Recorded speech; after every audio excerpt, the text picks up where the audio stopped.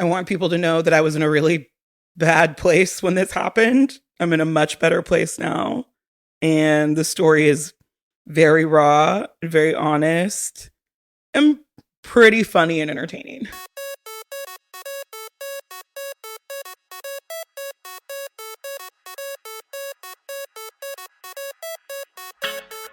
Hello, and welcome to the Nutshell True Story Hour, a podcast for people who love stories. My name is Aaron Carnes, and I'm an author and one of the creators of In a Nutshell Storytelling, a monthly storytelling show in Sacramento, California. My co-creators are the world-class comedian Keith Lowell Jensen. Hey everybody, this is Keith. And Amy B., a storyteller and the person who pretty much runs this whole shindig. It's Amy! Every episode, we share with you one of our favorite stories told live in our show, followed by a conversation with the storyteller about how that story came to be. This week, Sacramento storyteller and comedian Becky Lynn tells us a tale of falling for new love after her marriage fell apart. Although, not too long into this new relationship, she learns that the man she's fallen for isn't the person he said he was all along. In her anger and confusion, Becky grapples with how to deal with this messed up situation. After we spoke to Becky inside the Sophia Theater, we learn how she actually dealt with the situation, how audiences wanted her to deal with it, and how she's doing now. Give it a listen. A year ago, the father of my daughter and I broke up. We were together for 9 years. 3 of them, incredible. 3 of them, we survived the plague. And in the final 3, we bought a home and we made a baby. And it was amazing. But it didn't work. And so at 35, I was left single with a beautiful, stunning child, but also with the dating age of a 24-year-old. And I don't know what your 24 was like, but mine was pretty whorish. So when I ended up back, I made a lot of the same mistakes I made in my 20s over and over and over and over again. There are 3 I remember in particular. First, there was Jordan. He was a misogynist. He, didn't pay for anything, but freely gave all of his opinions. And then there was Mikhail, the Russian, who I mostly dated so I could survive the war. And he never made sure I came. And also admitted to a felony on our second date. But then there was Martin. And Martin was incredible. He was here for work. He's a lineman, which I was disappointed to find out is not the position of a professional football player. He works on power lines, which is much more dangerous and kind of annoying, makes way less money. That's not the point. He was sweet. And he was, I think, the first person that I was vulnerable with after trying to piece my life together, especially in the wake of like these terrible fuckboys that I had been around. And so every moment with him I cherished, and he treated me like a princess. He took me out, and when he was here, we just had the best conversations, and I felt like I did in the best parts of when I was 24. It was amazing. So when he left town to go back to where he lived in Southern California, I could not wait to see him again. I thought about him all the time. We talked all the time. Even the night that we had spent together here. This is what I forgot to tell you. My favorite thing about Martin was that he was blue collar but still a nerd. You know, like had calluses on his hands but a gaming laptop. You know, just, I mean, could change my oil, but watched a shit ton of anime. And I loved all of those things about him. And he was gentle, he was kind. So when he left, he was all I thought about every day. And we talked often. And he would tell me all these things about this life that he had in Southern California, how he was tired of being a bachelor, how he had bought this home and it felt so empty and he was ready to start his life with somebody, about how he couldn't wait to see me again. And neither could I. And he would call me on holidays. On New Year's Eve, we talked at midnight. On Valentine's Day, he apologized for not being with me. So when I finally went out there to see him in the spring, I was elated. Oh my gosh, I could not contain myself. I pretended like I was just going out there to visit my cousin and happened to have time to visit him, but the trip was fully about him. And we met in San Diego, and he had gotten us a room. And we went out for the night. We went to this beautiful restaurant, had an amazing dinner. He said all the most incredible things that a man can say to you, aside from like the compliments, but just like the extra, right? Building a life with you, dreams of having something together, all of these things. He asked me if I would ever consider moving to Southern California. And I said, no, that's insane. It's so expensive. And I hate green juice.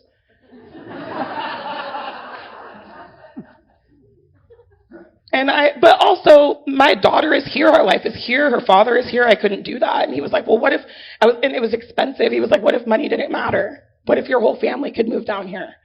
What if you could just have something different in a new place? Would you be open to that? And I was like, well, of course. Like, I'm not insane. That would be incredible. And I bought into all of it because he fed it to me. And I loved it. And it just felt so good. It felt good to be seen. It felt good to be cherished. It felt good to have somebody want to impress me.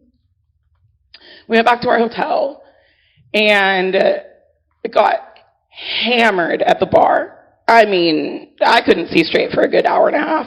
It was so fun. And that bartender fucking hated us. We went back up to our room we were up for an undisclosed amount of time doing things that I couldn't tell you because I don't remember. But I do remember waking up in the morning and he gave me a kiss goodbye and told me he would call me on his lunch break. So I went back to sleep. And then I got up, 8 o'clock in the morning maybe, went to the bathroom, saw a pill bottle on the counter. And I was like, oh, he must have left this here on accident. I threw it in my makeup case and went back to bed. And then stopped and was like, I don't know, something's telling me I should look at that. So I went back and I picked up this pill bottle of Adderall, which I kept.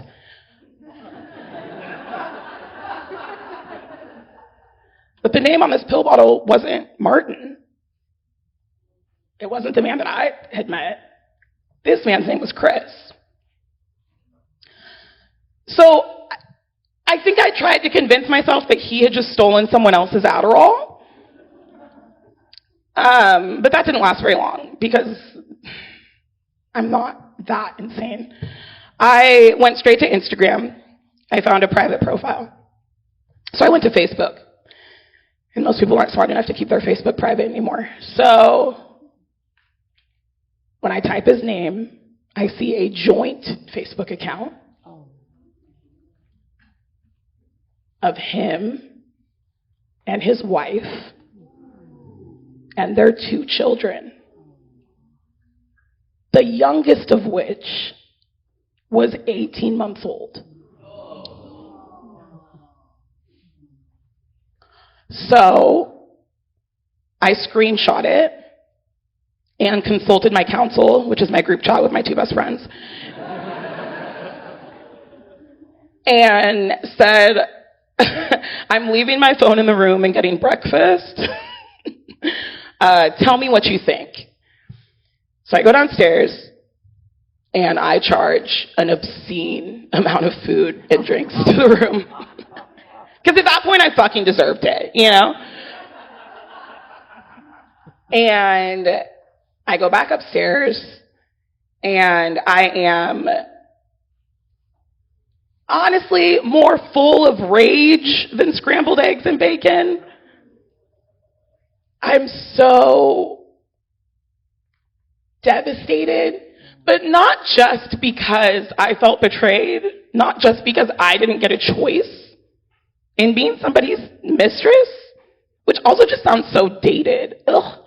But I got a snapshot, almost a scrapbook, of the life I tried to have, but failed to have.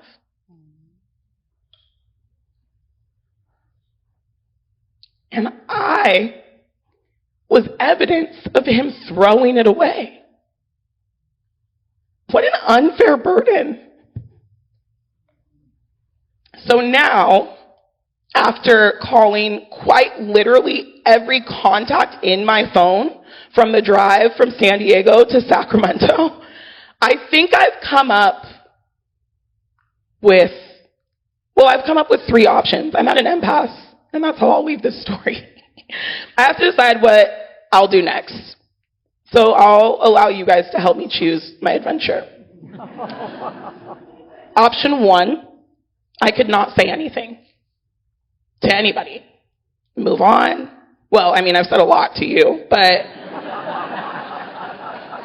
I could not say anything to him or to his family, to his wife.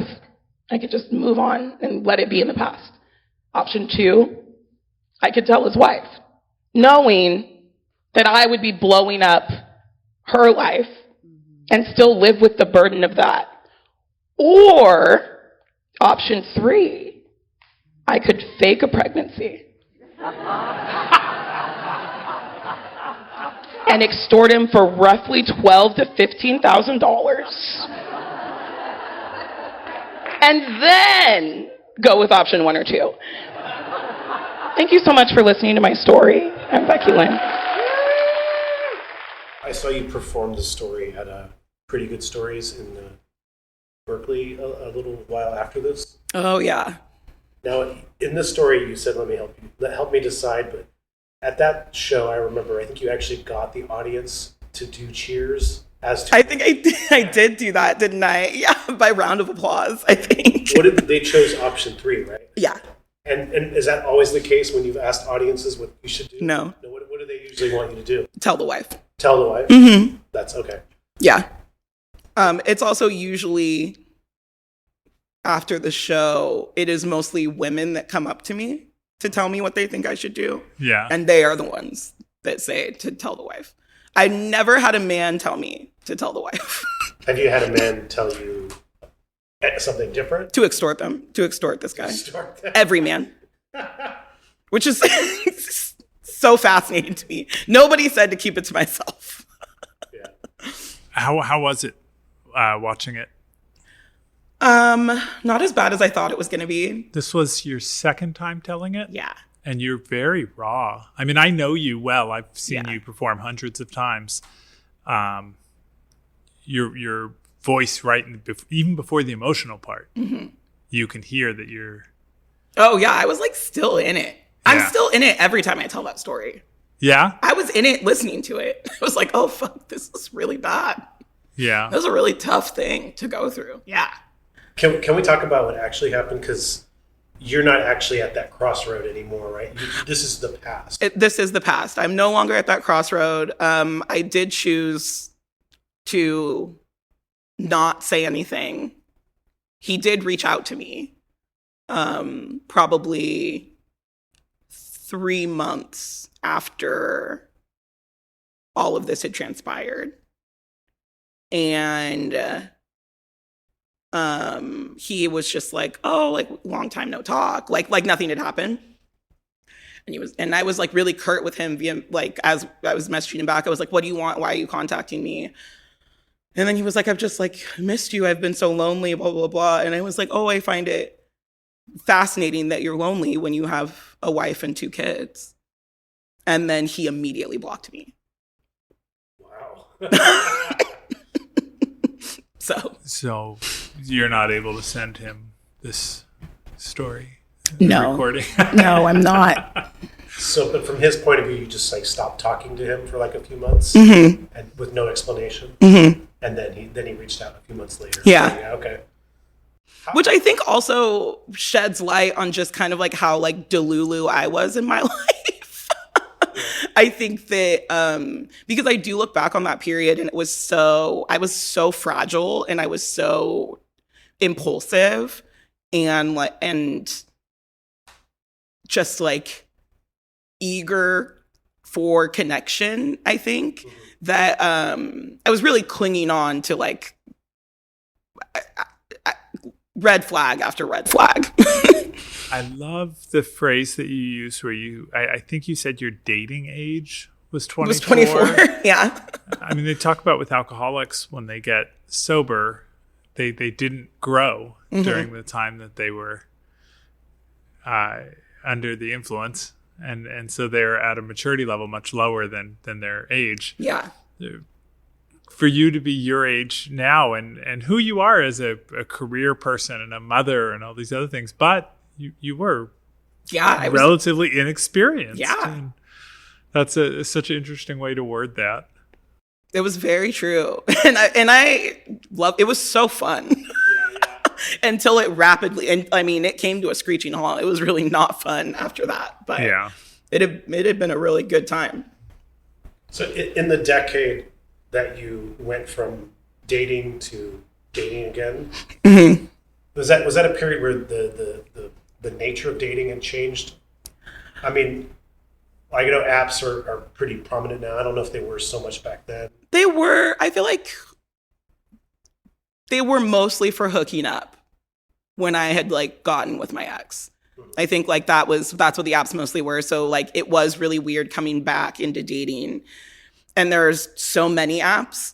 There were like, I think there was just Tinder and maybe Plenty of Fish, which was mostly for like dudes in prison. Not on purpose. It was just like the free one. There just like wasn't a lot of there weren't apps. There was like eHarmony and Match.com was still doing their thing, but that wasn't for like 20-somethings who were just kind of trying to be casual. So when I came back to dating, I was like, it was like 4 different apps, and I'm like on all of these apps, and it's real slim pickings. But also, I wasn't searching for anything serious. So like when I say like my dating age was 24, like I was really just like, don't come near me with a relationship. Like I'm so uninterested. Like I would be happy to like never be in a serious relationship with a man again. I was very adamant about just sort of like casually doing what I wanted to do whenever I wanted to do it. But with Martin, how long had you guys been in a relationship before the moment the story happened? 5 months, 4 or 5 months. And so when you say that there were lots of red flags, what were the red flags? Was it? I think it was the fact that we hadn't seen each other very often. But he was so gung-ho about, like, come down here, like, you can start a life here, like, you know, the services that your daughter needs, like, we can find a place for that here. Like, I think it was just, you know, me now, because where would I say? I'd say my dating age now is, like, 31. So I feel like me now, like, would really be like, yeah, that's insane. Like, that's like an insane thing to offer when it hasn't been that long. You haven't met my child. We haven't seen each other enough times for this to be even considered as an option. Yeah. What was his long game? Yeah, that's what I was going to say. I mean, this was going to hit you know, something bad eventually. I think what's so interesting is I had called my cousin when I had met him because she's married to a lineman. And linemen, much like people that work on oil, like the men that work on oil rigs, like out in oil fields, they travel a lot. Right. And they're like all across the country for extended periods of time. When I told her that I had met a lineman, her husband I was on speakerphone, and her husband was like, be careful, be really careful. And I should have heeded that warning because like, duh. And I think I wouldn't be surprised if his long game was to like have a second family. I think that he thought that he would be able to orchestrate some type of life in that he just had a house and a condo and bounced back and forth between the two. And you hear of men doing that. Yeah. That's wild. And I think that like, and when I think about it from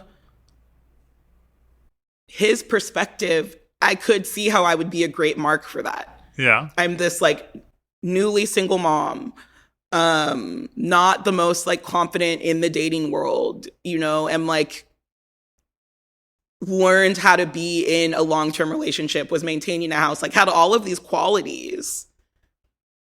And he probably like sensed some sort of desperation that I must have had. Yeah. And kind of like zoned in on that. And I think that that's why there was like a lot of love bombing and there was a lot of like world building of like potential. Like, I think I was just a mark. And yeah, he got caught. This thing where he's saying you can move down, your ex and your daughter can move down. Let's assume he wasn't lying. He wasn't lying about his intentions. Yeah. Do you think that was even a possibility that scenario could have played out? Like, how much money do linemen make? Yeah. No kidding. No. Maybe. But probably not. Yeah, that's a pretty big move. Yeah. Yeah. And not just for you, but for other people. Right. Now, the story, this is obviously a very personal, vulnerable story, but I find the very beginning, when you talk about sort of your marriage and your family, was that part a particularly vulnerable or difficult piece of the story to tell? Yes and no. I think that I more share that part because I think that is, for a lot of, at least in my experience with storytelling audiences, they tend to skew a little bit older. And I felt like sharing that part of my story was like really a tie-in of like how relatable this very specific part of my life was. And that it was like setting the stage for like, so like, oh, you can see this. You can see your life looking just like my life. Yeah. And so I wouldn't say that it was hard. I just felt like it was like a pretty essential part of how I ended up where I was. Yeah, it definitely sets up where you're at when you enter into this relationship. Yeah. Because I think if I don't say that, then it's kind of like, then it just sounds like, bitch, are you dumb? Like, how did you fall for this? You know? So I think there had to be some level of like, yeah, there's a lot of raw emotion having the dating age of a 24-year-old. Like there is like, I think that every part that I shared was like really essential to sort of build this understanding of like this flawed person that's in this really peculiar situation.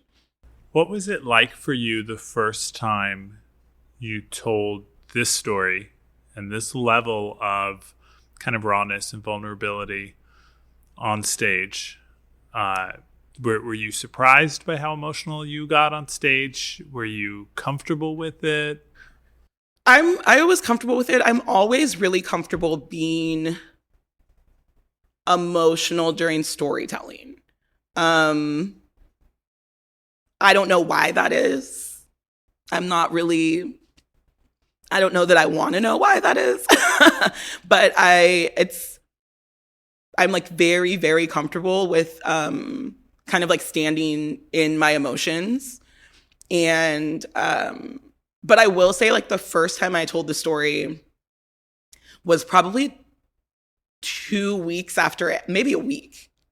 I think it was a week after it happened. And I had been planning on telling a different story. And this is the first time I had done like a true storytelling show. Like I had told stories on like a variety show before, like 8 years ago, I think. But had never really like told like a beginning to end story. that was as long as this one was. And so I was planning to tell a different story. And then I got to the venue and I was like looking at my notes and I was like, I don't want to tell this story. And I was like, what story do I want to tell? And it's like 10 minutes to showtime. And I was like, oh, I'll tell this really traumatic thing that just happened to me. Which maybe wasn't, I mean, I don't regret doing it now, but I was definitely like, you heard how emotional I was. This was the third time I think I told it, maybe the fourth time. Okay. I think this, I had thought it was the second. this is the second time that I had told the story. The third time was the show in Berkeley. Okay. Right. Yeah. So yeah, that was the second time. And just as emotional as I was in the second time, I mean, crank it up like times that by 20 was how emotional I was. Everybody was in tears the first time I told the story. Like everybody, like it was silent. I'll never forget. Diane Amos was in the crowd. And I had talked to her before the show, and I was like, I don't know what story I'm going to tell. And she was like, just pick a story, you'll be fine. And I was like, yeah, I'll be fine. And then she grabbed me like as I was walking off stage, and she was like, girl, you told the hell out of that story. And I was like, wow, that feels really good. But yeah, I was very raw. I was very emotional. Definitely like had to like choke back like heavy sobs to finish telling that one. It was a lot of pauses. It's funny because the person that produces that show, Don Reed. Yeah. So this was Redwood Nights we're talking about. It was, yeah. And I want to be clear that I don't mean this as an insult. I mean this as a compliment. I think he's a fantastic producer and it's such a good show. He is a little bit of a micromanager. Mm-hmm. He's one of the only people that has wanted me to give him kind of beats in my story ahead of time and got real worried that I understood that this wasn't comedy. Yeah. So did he know that you switched it up? No. You just did it. You had no idea. Oh, okay. But I had talked to Don Reed. I had done a different one of his comedy shows. And I had approached him because I knew that he had had like directed and produced his own one-person shows, but had also helped other people do it. So I had approached him to like I've been toying with the idea of writing a one-person show for the last couple of years. So I'd approached him about that and kind of had asked him a few questions. And he was like, well, a great way to start is storytelling. And he was like, and then he was telling me about this show that he runs. And he was like, is that something that you think you could do? And I was like, yeah. And he was like, because it already seems like that's sort of like your style stand-up wise. So that will set you up to sort of at least be able to build stories for a one-person show. And I was like, yeah, I can do that. I can definitely do that. I just did a storytelling show 2 weeks ago at the Mill Valley Library, and he emceed that show. I also told a brand new story at that show that I did not know I was going to tell until that same day. Incredible. Good. So when you told this story the first time, mm-hmm. that ending was true then, right? I had not known what I was going to do. Yeah. So that's how this ending came to be. Yes. Interesting, yeah. Because so now that the story itself has resolved, you still keep that ending. I do. I think that I keep it because, well, one, I think it's like my nature as a comic to like want to leave on a laugh. It is very hard for me to like leave something with just like a poignant end. I also think that there's so much emotion through that story that like the audience needs sort of like a comic relief too. And it sort of feels like that's the best way is to leave it open-ended. Yeah, but and also you don't have a proper ending in a way, but the way you say it, like I think makes it so the audience is okay with you not having an ending. You make it sound like, well, there is we haven't actually ended the story, so they're not. I don't feel like they get upset at you about like, well, tell us what happened. Right. Yeah. Yeah. It leaves it a little bit more like, oh, I want to know, but without. Yeah. I like the way that it is an open end, but still something an audience can sort of make peace with. Now, so one part that caught my attention in the story is that you said that you saw the pill bottle, you put it back, but something in you was like telling you that there was something about the pill bottle that you needed to look at. Yeah. Like, what do you think that was? Intuition. Yeah. Discernment. My gut. Yeah. I think I that is some sort of, I don't know, the universe. I'm not sure. Because I don't think that I had any even subconscious idea that something like that could have been looming. Mm-hmm. Like it was just like, oh, go look at that again. Huh. Early in the story, you used the phrase fuck boy. Yeah. Can you join my campaign here to steal that word back? A fuckboy should be a good thing. Should it? Yeah. A boy that brings the fuck. I mean, that... No. No, I will not join that campaign. The first time I heard the phrase fuckboy, I was like, oh, I want to be a fuckboy. And then I heard what a fuckboy was. I was like, oh, I don't want to be a fuckboy. I thought it'd be like, oh man, what are you doing tonight? Oh, my fuckboy's coming over. We're gonna do some fucking. Like, it would be a good gross. thing, I feel like that's too. I don't know. That's like too on the nose. Yeah, right? Yeah. Stunt dick. So, for some of our audiences that maybe don't know what a fuckboy is, how would you define fuckboy? Oh, I think like a pompous, entitled, pussy chasing, simple minded himbo of a guy. Mm-hmm. Just not serious, not thoughtful, not thinking about feelings. Not that there's anything wrong. No, I mean, there's a lot wrong with that, actually. But I mean, that is a way that some people choose to live. Mm-hmm. They're not hard to sniff out. But there's a difference between somebody not looking for a relationship, maybe in a way that's more respectful. Totally. Honest. The fuckboy way is more kind of a disrespectful way. Yeah, I think that it's more like openly presented. Like nobody's getting blindsided by a fuckboy. Like if some sleazy dude is like coming over to you with a kamikaze shot and is, just complimenting your tits or something like that. It's so like fuckboys are so blatantly eager to have any sort of like female attention. Now I'm thinking that the quote negative definition of it and it being a positive thing might actually reconcile. Huh. Okay. I can see a positive spin on that. At least they're honest. The fuckboy lets you know. Yeah, they're I'm not mad at it. Yeah. I mean, they're clearly labeled. You gotta respect. I also though will say like I don't think that in my early 20s I had. I don't think they were as easy to spot for me. Yeah. So your I think fuckboy radar has improved. Yeah. Yeah. You have a comedian's timing. You don't drop that when you tell a story. I don't. That's true. And I'll give you a huge compliment in that they work together really well.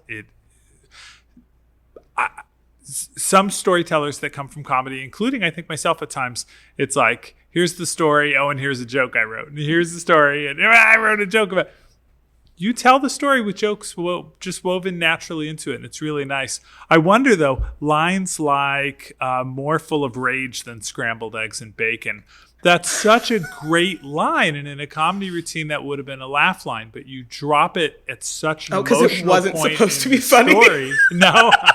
That was not supposed to be funny. It was actually just how I felt. It's a clever, well-written line. So I don't know. I guess just what's that like for you? Is it natural? Is there more intent in it than than is visible in combining the comedy and the drama? I would have to say, I don't know that it's natural, but I think that it is like my comic brain at work that is sort of like, whenever I go in to tell a story, it's not my goal to weave in humor. It's sort of just like, inevitably I will find something funny that's worth referencing that's just enough to like take the foot off the gas a little.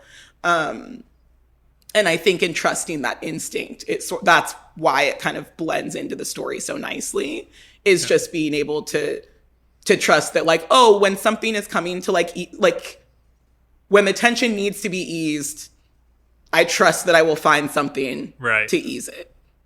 And then it usually works like that. And are there ever times when you should leave the tension alone and you feel like you're tempted to go for a laugh? No, but I also think that comes from how I started performing stand-up. Because I think really early as a comic, I was one to not steer away from too long of a pause. Okay. I think that was really, like, if something didn't get a laugh as quickly as I would have liked it to, like, I was never afraid to like let it, to wait, to give it, oh, this might just need another beat. And I have jokes in my act right now that I have one joke in particular that needs a beat and a half before the laugh comes. And I always know that I have to wait for it. But yeah, I don't think that I'm eager to like recover from anything, because I think that's also a little bit of instinct too, is like trusting that things will go the way they're supposed to go.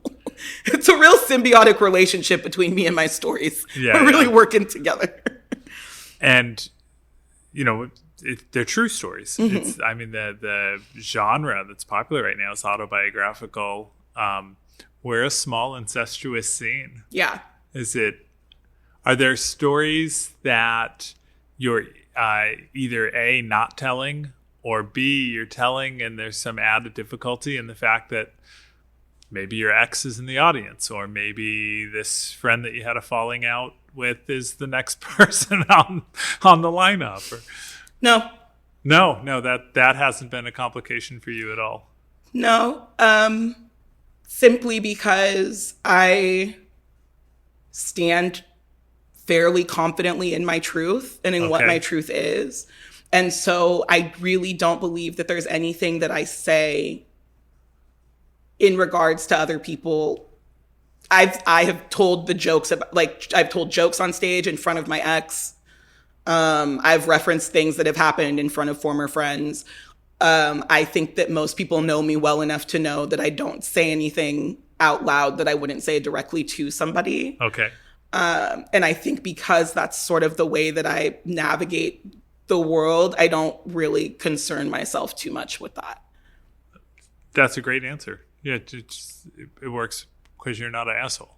Well, I did not say that, to be clear. That's not what I'm saying. Okay, well, no, but there's a thing of like, it's not backhanded. They're not getting caught off guard or surprised by it. They know who you are. Mm-hmm.